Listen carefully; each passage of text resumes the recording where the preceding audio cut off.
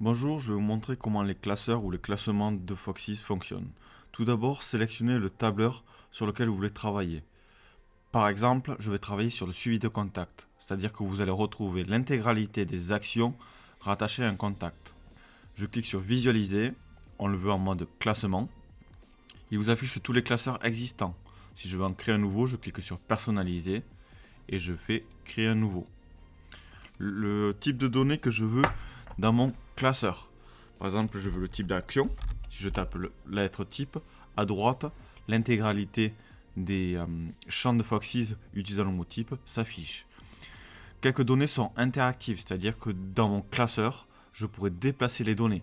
Toutes les données non interactives ne pourront pas faire l'objet de déplacement de données. Quand je clique sur le type d'action, il m'affiche toutes les données qu'on a dans le RP correspondant au type d'action. Si je veux en rajouter, je fais ajouter un nouveau classeur, où c'est que je marque la valeur que je veux, je sélectionne la couleur et j'enregistre. S'il n'y a pas de couleur, je peux cliquer sur modifier, je sélectionne la couleur que je souhaite, j'enregistre et voilà comment j'ai personnalisé mon tableur. Ça, c'est la première partie. La deuxième partie de mon classeur, c'est de définir mes étiquettes. L'étiquette que je voudrais dans mon classeur, tout d'abord, ça va être le numéro de l'action. Donc si j'écris action, je sélectionne le numéro. À côté, je voudrais le type d'action. Il le connaît.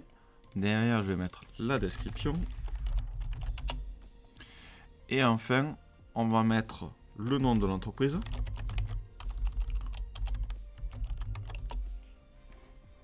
Pour savoir à qui appartient cette action.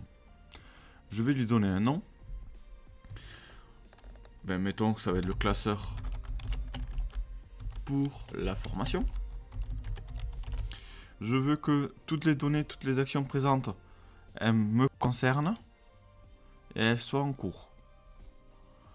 Je vais enregistrer. Tout à fait en bas, je peux faire afficher.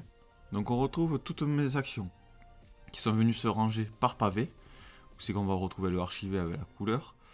Ça, c'est l'état de mon action. Je peux venir déplacer, puisqu'on voit la petite main, je clique sur la petite main et je viens le déplacer. C'est-à-dire que derrière, on a l'action 423 qui est passée à valider. Donc on retrouve bien le type de l'action, le numéro de l'action, la description et enfin le nom du contact.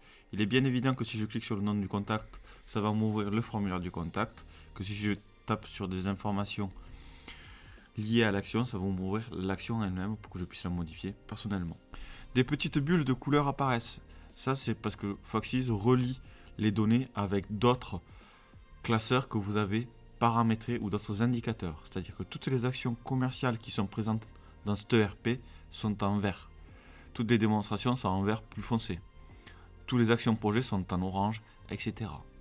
Vous pouvez déplacer autant d'informations que vous le souhaitez. Il faut savoir que tant que vous n'avez pas cliqué sur enregistrer les modifications, Foxys ne prendra pas en compte toutes les évolutions que vous avez faites. J'enregistre. Un message de confirmation me dit que les données ont bien été modifiées.